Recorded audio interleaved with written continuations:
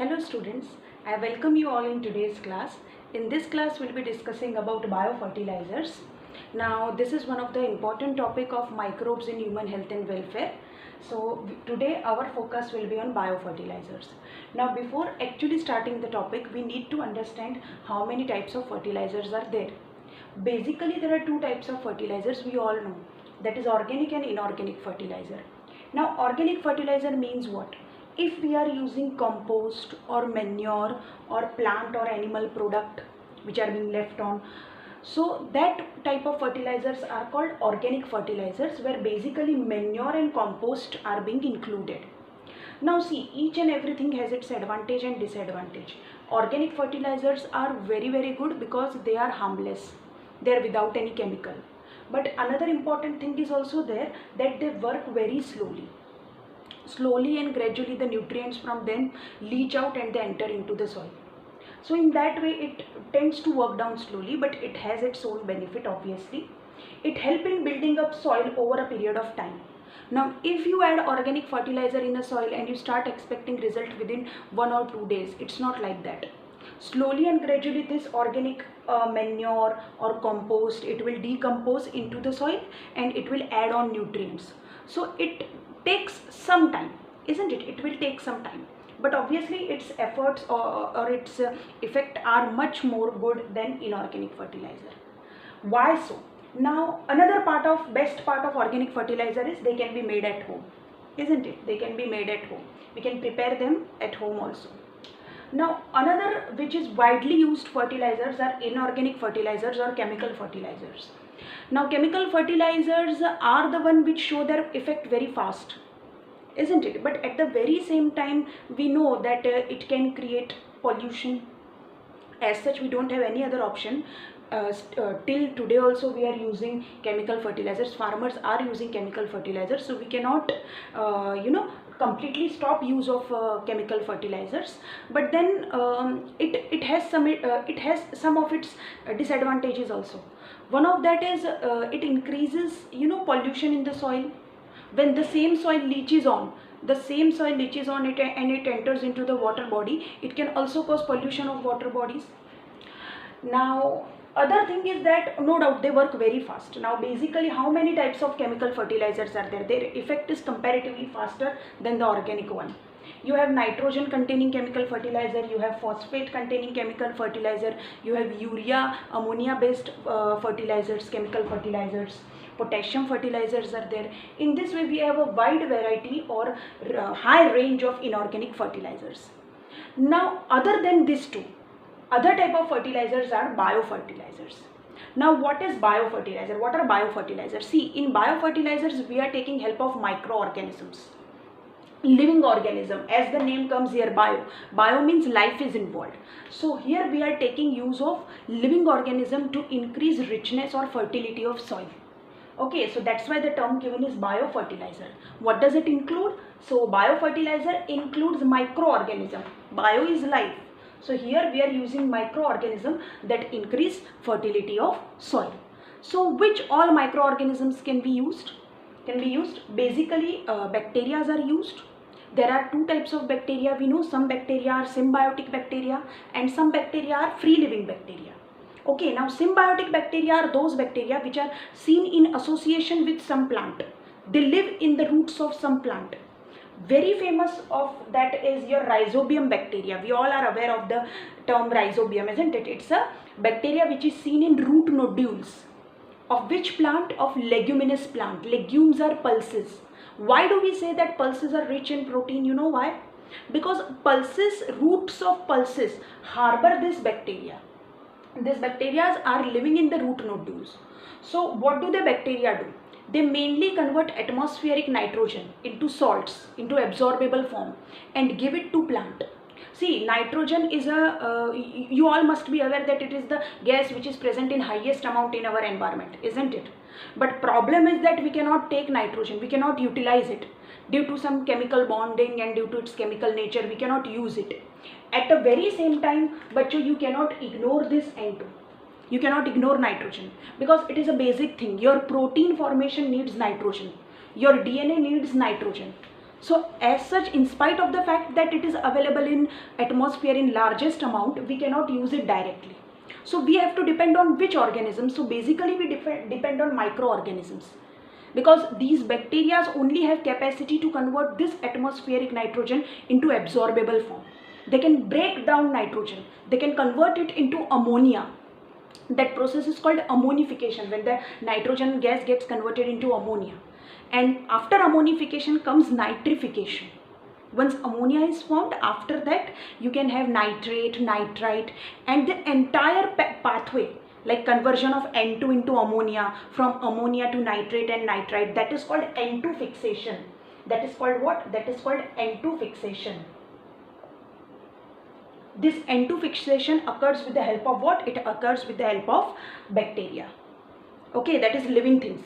So bacteria mainly help us in fixing atmospheric nitrogen and convert it into absorbable form like nitrate and nitrite. Now one of the example is symbiotic is Rhizobium as well as Frankia.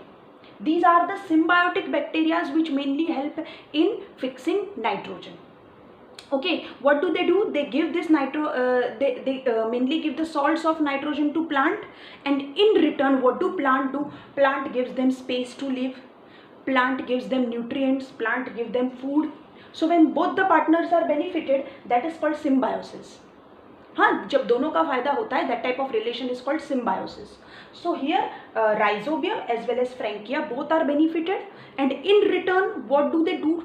क्या करते हैं वो? Plant को क्या देते हैं? तो they basically give salts of nitrogen, and plant can use this salts in making proteins and everything, and when we consume plant we get that protein. So in this way the cycle goes on. Okay, but plant cannot utilize it. Even plant cannot take directly nitrogen. They have to depend on this microorganisms. So some microorganisms are symbiotic. They are associated with the plant and they help plant in fixing nitrogen. Whereas some bacteria are free living. They don't have association, they don't have union with anyone. They are just free living bacteria. Okay, what is the example of the free living bacteria? वो वैसे ही soil में रहते हैं और ऐसे ही धर्म पुण्य का काम करते हैं. ओके, जस्ट फ्री लिविंग होते हैं वो. They are not like symbiotic, तेरा भी फायदा मेरा भी फायदा, not like that. So they are just free living. Example is Azotobacter, Beijerinckia, Clostridium. Azotobacter, Beijerinckia and Clostridium, this are one of the example of free living N2 fixing bacteria. मतलब वो free में ही रहते हैं और atmospheric nitrogen को they convert it into salts, और once this salts are present in what soil solution, plants take it. But obviously उसमें इतना नहीं होगा, isn't it? जहाँ for example these are the symbiotic, whatever nitrogen fixing this plants are doing, they are directly giving it to plant. So obviously this plant will be more richer. The plants which are having association with this type of bacteria, they will have more nitrogenous salts than the one which are free living. Isn't it? Free living वो तो just soil में डाल देंगे, फिर जिस plant ने लिया, जिसको मिला उसको मिल गया, like that. Isn't it? But still both are benefited, both are beneficial. As such we cannot take nitrogen directly, so both of them are useful to us. They mainly increase fertility of soil. So they are the examples of biofertilizers, symbiotic bacteria and free living bacteria. Other than this you also have cyanobacteria. बच्चों, cyanobacteria are also called blue-green algae. They are photosynthetic bacteria. Example is nostoc, anabina. They are also used as biofertilizers. Okay, they also help in fixing nutrients. Some of them are even used in rice field. Some cyanobacteria are used in rice field, like nostoc and anabina, to increase the fertility. Okay, so that is about cyanobacteria. Okay, so one is this free living bacteria, symbiotic bacteria. Another is cyanobacteria. What is example of cyanobacteria is nostoc, anabina. These are examples of cyanobacteria which help in nitrogen fixation. Next and last important component is a mycorrhiza. Okay, now what is mycorrhiza? See, mycorrhiza is a name of association. Students are many times students get confused. They think that mycorrhiza, I am writing the term mycorrhiza. Okay, mycorrhiza, they say that mycorrhiza is a name of fungus. No, it's not a name of fungus. This mycorrhiza are not fungus. That is a association of fungus with the roots of higher plant. वो relation का नाम mycorrhiza है. Okay, many a times there are many fungal variety. One of the example is glomus species. Now glomus is a name of fungus which is seen in root, which lives in roots of higher plant, particularly gymnosperms. So where does glomus live? Glomus lives in roots of gymnosperm. What does this glomus species do? ये fungus gymnosperms के root में रह के क्या करता है? So it mainly helps gymnosperm to take phosphorus. Mind it, phosphorus. It helps plant in uptaking of phosphorus. And in return, what does this gymnosperm do? ये gymnosperm glomus से क्या करता है या glomus को क्या देता है? So this gymnosperms gives space for glomus to live.